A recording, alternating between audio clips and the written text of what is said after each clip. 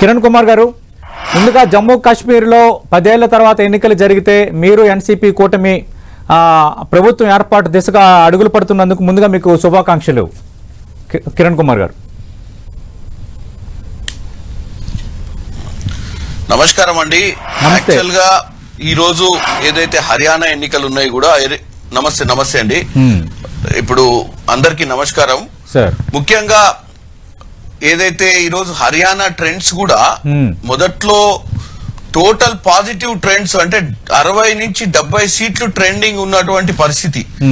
కానీ గతంలో ఏదైతే ట్రెండ్స్ ఫాలో అవుతుందో ఎలక్షన్ లో, మనం ఎలక్షన్ కౌంటింగ్ డే నాడు అన్యూన్యంగా రెండో రౌండ్ నుంచి ట్రెండ్స్ టోటల్ గా రివర్స్ స్టార్ట్ కావడం అనేది చాలా ఆశ్చర్యంగా ఉంది. ఎందుకంటే ఏ సర్వే చూసినా, ఏ గ్రౌండ్ రిపోర్ట్ చూసినా, ఏ రైతును అడిగినా, ఏ చిరు వ్యాపారిని అడిగినా, ఎవరిని అడిగినా హర్యానాలో 10 ఏళ్ల బీజేపీ పరిపాలనలా వాళ్ళకి ఏమీ న్యాయం జరగలేదు, కాంగ్రెస్ కి గెలిపించుకోవాలి అన్న ఒక ఆలోచన చాలా మందికి ఎక్స్ప్రెస్ చేసిరు. అది చాలా ప్రతిష్టాత్మకమైన ఛానల్స్, ఇండియా టుడేలోని రాజ్దీప్ సర్దేశాయి గారు చేసిరు గ్రౌండ్ రిపోర్టు. తర్వాత చాలా సర్వేలు ఇచ్చిన రిపోర్ట్ కి భిన్నంగా ఈ రోజు ఎన్నికల రిజల్ట్, ఈ రోజు ఈ ట్రెండ్స్ ఇప్పుడు ఆల్రెడీ 10-12 రౌండ్లు అయిపోయినట్టున్నాయి కొన్ని బూత్లలో, కొన్ని ఎలక్షన్స్, కొన్ని కాన్స్టిట్యున్సీలలో. సో మొదట్లో ఉన్న ట్రెండ్ ఇప్పుడు లేకపోవడము, ఇప్పుడు ఆల్రెడీ 12 రౌండ్లు అయినాయి, ఇంకా మా అంటే 6 రౌండ్లే ఉన్నాయి. కాబట్టి ఇది కొంచెం ఆశ్చర్యజనకంగానే అనిపిస్తుంది మాకు బేసిక్ గా. ఎందుకంటే ఇది ఎక్స్పెక్ట్ చేయని రిజల్ట్ హర్యానాలో. జమ్మూ కాశ్మీర్ లో ఏదైతుందో మీరు ఒకటే ఆలోచించాలి. జమ్మూ కాశ్మీర్ లో కూడా అక్కడ ప్రజలకు వాళ్ళంతా ఏదో నరేంద్ర మోడీ గారు తీసుకున్నటువంటి నిర్ణయాలు, నరేంద్ర మోడీ గారు అక్కడ పెడుతున్నటువంటి 370 ఆర్టికల్ ని, వీటన్నిటిని సమర్థిస్తారు అన్న ఆలోచనతోటి నరేంద్ర మోడీ గారు అక్కడ ప్రభుత్వాన్ని రద్దు చేసి మరి అక్కడ పబ్లిక్ ని కన్విన్స్ చేయడానికి ప్రయత్నం చేసినా అది వర్కౌట్ కాలేదు. ఎందుకంటే భారతదేశ వ్యాప్తంగా కూడా చాలా మంది ఆర్టికల్ ని రద్దు చేసినందుకు అందరు హర్షించారు. కానీ అక్కడ ప్రజల ఆలోచనలు ఏంది, అక్కడ ప్రజలు ఏ సిస్టమ్ లో ఉండాలనుకుంటారు, అక్కడ ప్రజల అవసరాలు ఏంది అనేది మన భారతదేశంలో ఉన్నటువంటి వేరే రాష్ట్రాలలో ఉన్న ప్రజలకు, జమ్మూ కాశ్మీర్ లో ఉన్న ప్రజలకు వ్యత్యాసం ఏంటంటే వాళ్ళ స్థితిగతులు, వాళ్ళ జీవిత విధానము, వాళ్ళకి ఏం చేస్తే బాగుంటదని ఒకసారి ఆలోచించేది ఉండే. ఎందుకంటే 370 ఆర్టికల్ అనేది ఓవరాల్ గా మన ఇండియన్ సిస్టమ్ కి చూస్తే, సరే ఏ పొలిటికల్ పార్టీ అయినా దాన్ని వ్యతిరేకించిన అప్పుడు నాలాంటి యంగ్ పొలిటీషియన్స్ ఏమంటారంటే, ఈ రోజు ఏదన్నా ఒక ఆర్టికల్ గానీ ఒక వ్యవస్థను గానీ తీసుకొచ్చినప్పుడు కన్స్ట్రక్టివ్ గా ఉండాలి, అమెండ్మెంట్స్ కరెక్ట్ చేయాలి, దాంట్లో ఇబ్బందికరమైన వాతావరణం ఏ కమ్యూనిటీకి అయినా ఉంటే దాన్ని కవర్ చేయాలి. So Jammu Kashmir result clear గా మనకు కనపడుతుంది. అక్కడ వీళ్ళు కావాలని వీళ్ళ తెలివితేటలు ప్రయోగించి 5 మా సభ్యుల్ని నామినేట్ చేసి, ఒకవేళ హంగ్ వచ్చే ప్రయత్నం జరిగితే దాన్ని 5 సభ్యులు అనేది వాళ్ళు ఓవర్ నైట్ వాళ్ళు ఒక సిస్టమ్ ని అక్కడ అడాప్ట్ చేసుకుని ఒక 5 నామినేట్ చేస్తూ వాళ్ళకు కూడా ఓటు అధికారం కలిగేయడం అనేది, ఇదంతా బీజేపీ జమ్మూ కాశ్మీర్ లో వాళ్ళ పవర్ ని ఎట్టి పరిస్థితుల్లో ప్రూవ్ చేసుకోవాలని ఒక ఆలోచనతో ముందుకు పోయినట్టు కనిపించింది. కానీ 50 క్రాస్ కావడం తోటి ఈ వాళ్లకు ఇప్పుడు బేసిక్ గా అటువంటి వ్యూహాలు ఏం వర్కౌట్ అయ్యేటట్టు కనపడతలేదు. అంటే చాలా ఆశ్చర్యకరమైన విషయం కిరణ్ గారు, అదే ఎగ్జిట్ పోల్స్ జమ్మూ కాశ్మీర్, హర్యానాలో ఇక్కడ కాంగ్రెస్ కూటమి, అక్కడ కూడా కాంగ్రెస్ ఖాయం అన్నట్టుగా మెజార్టీ ఎగ్జిట్ పోల్స్ సంస్థలు చెప్పాయి. మీరు ఇందాక అన్నది వాస్తవమే. బట్ హర్యానాలో మొత్తం మళ్ళీ తారుమారైపోయింది. గత 10 ఏళ్లుగా అధికారంలో ఉన్న భారతీయ జనతా పార్టీ కూటమి మళ్ళీ హర్యానా ఓటర్ మొగ్గు చూపాడా అన్నట్టుగా ఇప్పుడు హ్యాట్రిక్ దిశగా భారతీయ జనతా పార్టీ అడుగులు పడుతున్నాయి. అంటే ఇటువంటి పరిస్థితి మీరు గతంలో చూస్తే కూడా ఛత్తీస్గఢ్ లో రమణ్ సింగ్ ప్రభుత్వం 3 సార్లు బ్యాక్ టు బ్యాక్ వచ్చినటువంటి పరిస్థితి ఉండే. ఇది భూపేష్ బఘేల్ గారు మన ఓడిపోయారు కాంగ్రెస్ నుంచి. ఛత్తీస్గఢ్ ప్రభుత్వం కూడా ఓడిపోద్దని ఎక్స్పెక్ట్ చేయలేం మనం. ఛత్తీస్గఢ్ ప్రభుత్వము ఈ రెండోసారి, ఎందుకంటే అక్కడ ప్రజలు 2-3 సార్లు ప్రభుత్వాలను బ్యాక్ టు బ్యాక్ గెలిపించుకునేటువంటి తత్వం ఉన్న ప్రజలు కాబట్టి ఛత్తీస్గఢ్ లో భూపేష్ బఘేల్ గారి ప్రభుత్వము 100% రిపీట్ అయింది అనుకున్న ఆ ప్రభుత్వం కూడా చాలా దారుణంగా ఓడిపోవడం జరిగింది. అంటే నెంబర్స్ చాలా వేరియేషన్ వచ్చింది. At the same time Madhya Pradesh లో కూడా మధ్యన గవర్నమెంట్ ని డీరేల్ చేయడము, అక్కడ ప్రజలు ప్రజాస్వామ్యాన్ని కూని చేస్తున్నారు అన్న విషయాన్ని, బీజేపీని మళ్ళీ కాంగ్రెస్ ని గెలిపిస్తారు అన్న ఒక వాతావరణం ఉండే. కానీ మధ్యప్రదేశ్ చూసినట్టయితే కూడా మధ్యప్రదేశ్ గవర్నమెంట్ కూడా ఆ రోజు అనుకున్న దానికంటే ఫలితాలు రావడము ఇదంతా చూస్తుంటే ఒక పొలిటికల్ ఒక పార్లమెంట్ సభ్యునిగా నేను అన్పార్లమెంటరీగా మాట్లాడొద్దు. కాకపోతే ఏంటంటే గతంలో ఎన్నో సార్లు మీరు కూడా ఒక జర్నలిస్ట్ గా ట్రెండ్స్ చూసింటారు. ఇప్పుడు ఆంధ్రప్రదేశ్ పాలిటిక్స్ చూసిర్రు, తెలంగాణ పాలిటిక్స్ చూసిర్రు, మన తెలంగాణ రిజల్ట్స్ చూసిర్రు. ఒక్కసారి మార్నింగ్ ట్రెండ్స్ ఏదైతే ఉంటాయో ఆ ట్రెండ్ కంటిన్యూ అవుతుండే. ఓకే, ఫస్ట్ టైం ఇప్పుడు మనం చూసే దాంట్లో ఈ రోజు జరిగిన ఎన్నికలలో మార్నింగ్ ట్రెండ్ కంటిన్యూ కాలేదు. రైట్, ఖచ్చితంగా అది కూడా మాట్లాడదాం. సెకండ్ థర్డ్ రౌండ్ నుంచి కిరణ్ గారు ఖచ్చితంగా అది కూడా మాట్లాడదాం. చామల కిరణ్ గారు భారత్ జోడో యాత్ర ఇంపాక్ట్ హర్యానాపై ఎక్కువగానే ఉందని కాంగ్రెస్ పార్టీ నేతలు అంచనా వేశారు. ఒకటి. రెండోది, పెంటపాటి పుల్లారావు గారు ఏమంటున్నారంటే స్ట్రాటజీ మిస్ అయింది, జాట్స్ ను ఎక్కువగా తీసుకోవటం వల్ల మిగతా సెక్షన్స్ దూరం అయ్యాయి అని అంటున్నారు. అలాగే మీకు కలిసి వచ్చే అంశాలు కూడా ఉన్నాయి. ఎందుకంటే రైతు చట్టాలకు వ్యతిరేకంగా రైతులు భారీగా ఉద్యమించిన రాష్ట్రాల్లో పంజాబ్ ఒకటి, హర్యానా ఒకటి. అలాగే అగ్నివీర్కి వ్యతిరేకంగా అక్కడ యూత్ కూడా తిరగబడ్డారు. లోకల్గా అక్కడ 10 ఏళ్ల భారతీయ జనతా పార్టీ పాలనలో అవినీతి పైన ఉద్యోగ కల్పన లేకపోవడం అనేది కూడా బిగ్ ఫ్యాక్టర్స్ అయ్యాయి. ఇన్ని ఫ్యాక్టర్స్ని ఎందుకు కాంగ్రెస్ పార్టీ ఉపయోగించుకోలేకపోయింది? ముఖ్యంగా ఇప్పుడు పుల్లారావు గారు చెప్పినట్టు ఈ హర్యానా అనేది చిన్న రాష్ట్రము, కాస్ట్ పాలిటిక్స్ ఎక్కువ ఉంటాయి. యాదవ్ కమ్యూనిటీ, జాట్ కమ్యూనిటీ, ఈ కమ్యూనిటీస్ ఏంటంటే కొంచెం హై రోల్ ప్లే చేసేటువంటి పరిస్థితి ఉంటది. దీంట్లో దళితులు, తర్వాత ఈ వేరే కాస్ట్లు మొత్తం గుజ్జర్స్ ఉంటారు, కొంచెము ఇక్కడ ఈ సైనీస్ అని ఒకటి ఉంటారు, రాజ్పూట్స్ ఉంటారు. సో ఈ పర్టికులర్ బెల్ట్ లో ఏంటంటే సరే రాహుల్ గాంధీ గారి భారత్ జోడో యాత్ర అనేది సరే కాశ్మీర్, కన్యాకుమారి నుంచి కాశ్మీర్కి పోయినప్పుడు వేరే రాష్ట్రాల మీద ఉన్నంత ఇది ఢిల్లీకి అతి దగ్గరలో ఉంటది. ఢిల్లీ పంజాబ్ మధ్యన ఉన్నటువంటి రాష్ట్రం ఇది. ఈ రాష్ట్రంలో ఈ భూపేందర్ సింగ్ హుడ్డా అనే వ్యక్తి 10 సంవత్సరాలు గతంలో రాజకీయంగా చాలా ఒక రాజశేఖర రెడ్డి గారి పీరియడ్ 2004 to 2014 ముఖ్యమంత్రిగా ఉన్న పరిస్థితి ఉంది. మంచి స్ట్రాంగ్ క్లౌట్ ఉన్న లీడరు. లాస్ట్ ఎలక్షన్స్ లలో 2019లో అప్పుడున్న పరిస్థితులు ఏంటంటే అప్పుడు ఇదే డిస్ప్యూట్ ఉండే కాంగ్రెస్ నాయకుల మధ్యన. అప్పుడు భూపేందర్ సింగ్ హుడ్డాకు ఫ్రీ హ్యాండ్ ఇవ్వలేదు. అప్పుడు గులాబ్ నబీ ఆజాద్ గారు ఇన్ఛార్జ్ ఉండే.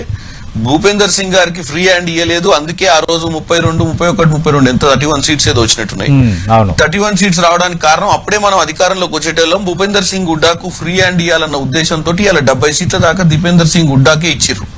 సో ఇప్పుడు పుల్లారావు గారు చెప్పినట్టు సరే ఇప్పుడు ఫౌల్ గేమ్ అనేది ఏమైందండి రాజకీయాలలో. ఇప్పుడు మనం ఏదో ఎగ్జిట్ పోల్స్ చూసుకొని ఎగ్జిట్ పోల్స్ లో వచ్చిన రిజల్ట్ ఈ రోజు రాకపోవడం తోటి డెఫినెట్ గా షాక్ అయిన వాస్తవం. నేనైతే నేను నాకున్న తక్కువ ఎక్స్పీరియన్స్ లో ఏదైతే ట్రెండ్స్ స్టార్ట్ అయిన ట్రెండ్స్ ఓవర్ స్టాండర్డ్ అంటే with in second third round లో ఓవర్ టర్న్ కావడం, అంటే ఈ కిందికి పైకి కిందికి కావడం అనేది ఫస్ట్ టైం నేను చూసింది. బేసిక్ గా అంటే గతంలో ట్రెండ్స్ అనేది ఎట్లుంటుంది అంటే మనకు 5-10% వేరియేషన్ ఉంటది రన్నింగ్ లా ప్రతి రౌండ్.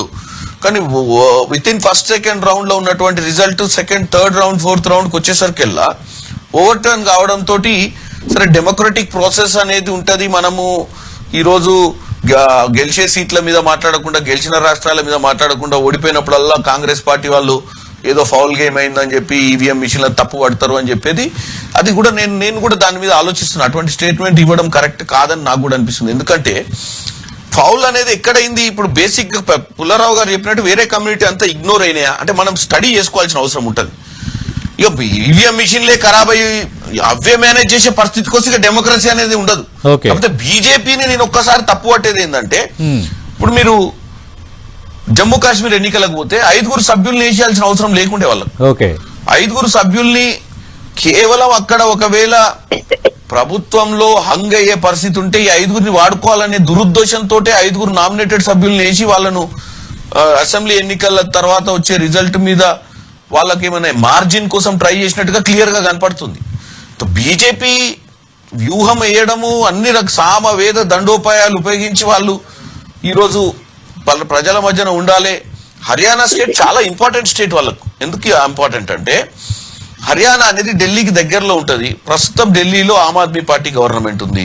హర్యానాలో కూడా కాంగ్రెస్ గవర్నమెంట్ వస్తే ఏమైపోతుంది అంటే వీళ్ళకి చుట్టుపక్కల ప్రాంతాలు ఇటు పంజాబ్ లో కూడా ఆమ్ ఆద్మీ పార్టీ ఉంది, ఇటు హర్యానాలో కూడా కాంగ్రెస్ గెలిస్తే ఆటోమేటిక్ ఇది లాంగ్ టర్మ్ ఇంపాక్ట్ పడుతుందని చెప్పి ఏమన్నా బీజేపీ వాళ్ళు అంటే ఏమన్నా కిరణ్ గారు ఆపు మీతో చేతులు కలపకపోవడం ఏమైనా ప్రభావం చూపిందా?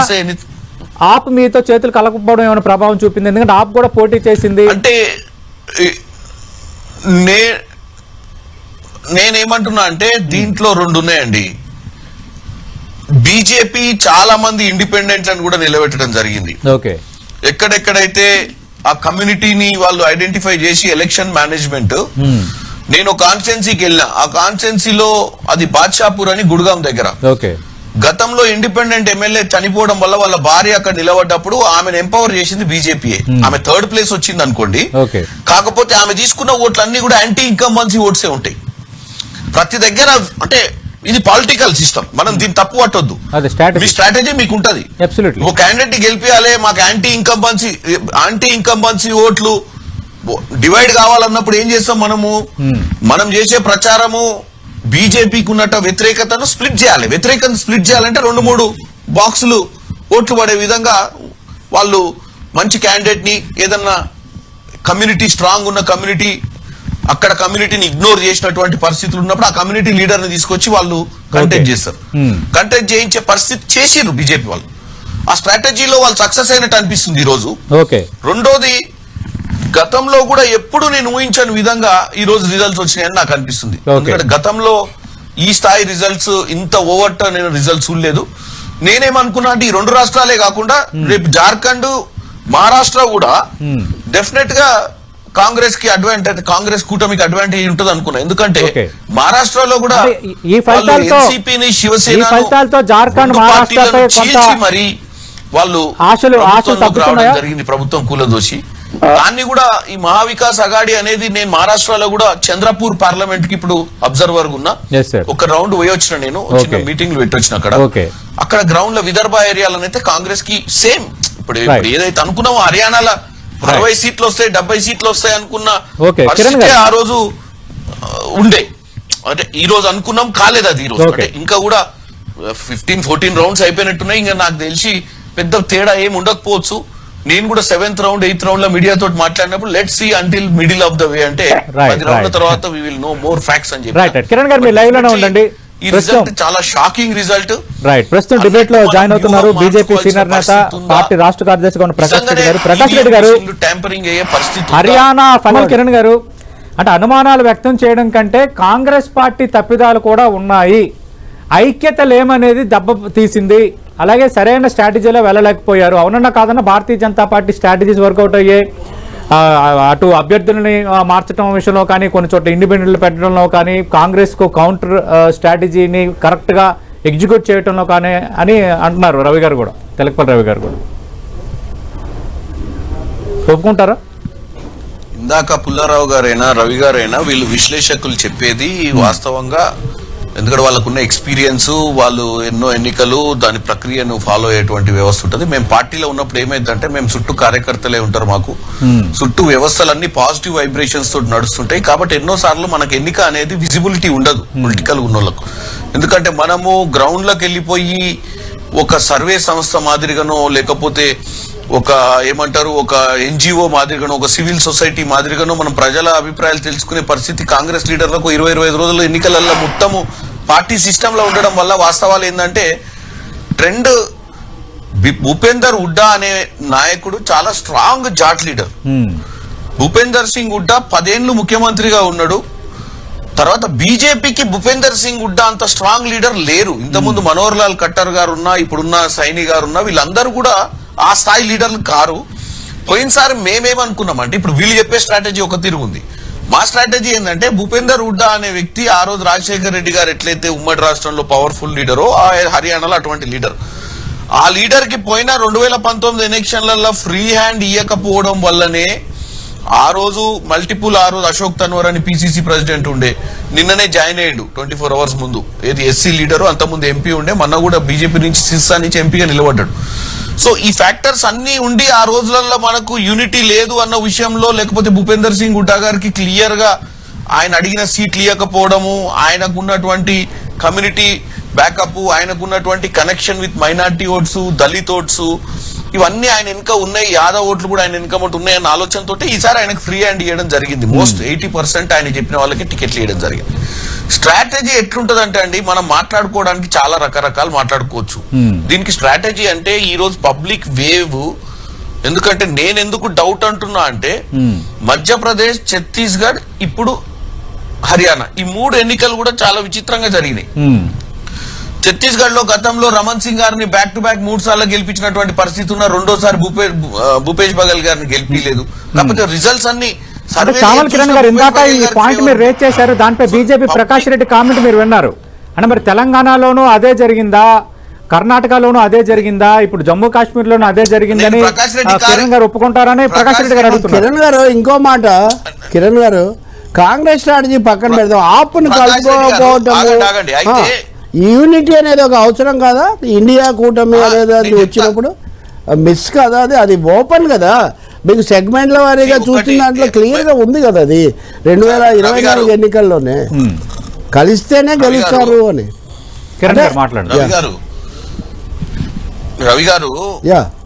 రవి గారు పార్లమెంట్ లో కూడా ఈ డిస్కషన్ వచ్చింది ఒకసారి. ఏమని, ఆమె ప్రకాష్ సింగ్ బాదల్ వాళ్ళ కోడలో ఎవరు ఉంటది కదా, ఆమె ఎంపీ గారు, మా member of parliament Lok Sabha Akali party నుంచి, ఆమె ఏమన్నది, ఇండియా కూటమిలా ఆమ్ ఆద్మీ పార్టీ పంజాబ్ లో అలయన్స్ లేదు కాంగ్రెస్ కి, కానీ ఇండియా కూటమిలో ఉన్నారు కదా, ఏంది ఈ లెక్క నాకు అర్థం కాలే, మీరు ఇటు కూర్చుంటారా అటు కూర్చుంటారా అని ఒక చమత్కారంగా ప్రశ్న వేసింది. నేను అనేది ఏంటంటే, ఈ ఏదైతే సీట్ షేరింగ్ ఉంది కదా, మీకు తెలియదు ఏముందండి రాజకీయాలలో, హుడ్డా అనే లీడర్ మీద టోటల్ బేస్ ఎలక్షన్ నడిచింది ఈసారి. హుడ్డా అనే లీడర్ ని 19లో విస్మరించినము, 24లో హుడ్డా అనే లీడరే మనల్ని గెలిపిస్తాడన్న నమ్మకం మన ఫస్ట్ స్ట్రాటజీ, బేస్ స్ట్రాటజీ అది. సరే, దాంట్లో మీరు ఇప్పుడు రకరకాల తప్పులు పట్టవచ్చు. మనం ఆ కమ్యూనిటీకి ఎక్కువ ఇంపార్టెన్స్ ఇవ్వడం వల్ల శైలజ లాంటి వాళ్ళు బయటకు వచ్చి, ఒక దళిత్ లీడర్ వచ్చి మమ్మల్ని పట్టించుకోవట్లేడని, సుర్జేవాలా అనే సేమ్ కమ్యూనిటీ లీడర్ కూడా, ఒక పెద్ద లీడర్, వాళ్ళ ఫాదర్ కూడా పెద్ద లీడర్, సుర్జేవాలా గారు వాళ్ళ ఫాదర్ కూడా. మరి ఈ కమ్యూనిటీస్ లలో శైలజ గారికి, సుర్జేవాలా గారికి, ఇంకా మిగతా అంటే అంత పెద్ద ఫ్యాక్షన్ లీడర్స్ ఆ 2-3 గ్రూపులలోనే సఖ్యత లేకపోవడం అనే దాన్ని కూడా కాంగ్రెస్ పార్టీ వీలైనంత మటుకు కంట్రోల్ చేసింది. 1-2 సార్లు శైలజ గారు ఉండి ముఖ్యమంత్రి విషయం లేదో కాంట్రాడిక్టరీ స్టేట్మెంట్స్ ఇచ్చి ఉండొచ్చు, మాకు కొన్ని టికెట్లు ఇవ్వలేదు మొత్తం వాళ్ళకే ఇచ్చిరని ఆమె ఎప్పుడన్నా అసహనం వ్యక్తం చేసిండొచ్చు. కానీ స్ట్రాటజికల్ గా ఆమ్ ఆద్మీ పార్టీ అనే పార్టీ వాళ్ళు అడిగే స్టేక్ కానీ వాళ్ళు ట్రై చేసిర్రు, అలయన్స్ కోసం ట్రై చేయలేదని కాదు, బట్ వాళ్ళు అడిగేటువంటి స్టేక్ ని హుడ్డా గారు అవసరం లేదు ఇక్కడ ఆల్రెడీ. ఎందుకంటే ఇది మీరు ఇక్కడ గమనించాల్సింది ఒక ఇంపార్టెంట్ పాయింట్ ఉంది, మీరు అందరూ కూడా, ఈ రైతు చట్టాల మీద వ్యతిరేకత వచ్చిందే ఈ రాష్ట్రంలో. రాజ్దీప్ సర్దేశాయ్ లాంటి ఇండియా టుడే సర్వేయర్లు, మీరు రాజ్దీప్ సర్దేశాయ్ లాంటి వాళ్ళు గ్రౌండ్ లోకి వెళ్ళినప్పుడు గానీ, పెద్ద పెద్ద ఛానల్ గ్రౌండ్ లోకి వెళ్ళి లైవ్ గా చాలా మందిని క్యాజువల్ గా హ్యాండ్ పిక్ చేసినప్పుడు వాళ్ళు ఎవరు కూడా బీజేపీకి ఫేవర్ గా మాట్లాడలే. అంటే వాళ్ళు ఎవరు ప్రీఫిక్స్డ్ కాదు. నేను కూడా హర్యానాలో పనిచేసిన గ్రౌండ్, కాకపోతే నేను సెమీ అర్బన్ ఏరియాలో పనిచేసిన, కాకపోతే రూరల్ ఏరియాకి పోయినప్పుడు నాకు క్లియర్ విజిబుల్ కనపడ్డది ఏంటంటే, నై భాయ్ इस बार तो कांग्रेस को मदद दे रहे, इस बार को कांग्रेस को ఓట్ దేరే అనేది చెప్పడం జరిగింది. కాకపోతే ఇది ఏమైంది యాక్చువల్ ఫ్యాక్ట్స్ అంటే, పొలిటికల్ గా నేను ఏది మాట్లాడినా తప్పే. ఇప్పుడు నేను ఇందాక మన ప్రకాష్ గారు మాట్లాడినప్పుడు నేను లేను, యాక్చువల్ నాకు డిస్కనెక్ట్ అయింది లైన్. వాట్ ఈ సెడ్ నాకు ఎక్కువ ఐడియా లేదు, అంటే వాట్ ఈ వాస్ క్వశ్చనింగ్ మీ అనేది. But end of the day ఎవరైనా ఆయనైనా ఎవరైనా అంటారు, మరి అవునన్నా మీరు గెలిచిరు కదా తెలంగాణలో, మరి తెలంగాణలో గెలిస్తే మీరు మ్యానిపులేట్ చేసినట్ట అదే అన్నారు ఆయన. కర్ణాటకలో గెలిచారు, తెలంగాణలో గెలిచారు, కాబట్టి జమ్మూ కాశ్మీర్ లో గెలిచారు. అందుకే ఇది it's simple, it's not right. Even on behalf on నా సైడ్ కూడా నేను అలా మాట్లాడటం తప్పు. కాకపోతే ఏంటంటే ఇప్పుడు పుల్లారావు గారు మాట్లాడినా, రవి గారు మాట్లాడినా గానీ, ఇప్పుడు అంత రిజల్ట్ ముందు పెట్టినాక మనం అందరం పోస్ట్ మార్టం చేస్తాం, ఎందుకు చచ్చిపోయిండు. ప్రకాష్ రెడ్డి గారు ఒకసారి మాట్లాడదాం. ప్రకాష్ రెడ్డి గారు చాలా అంశాలు బయటకు వస్తాయి.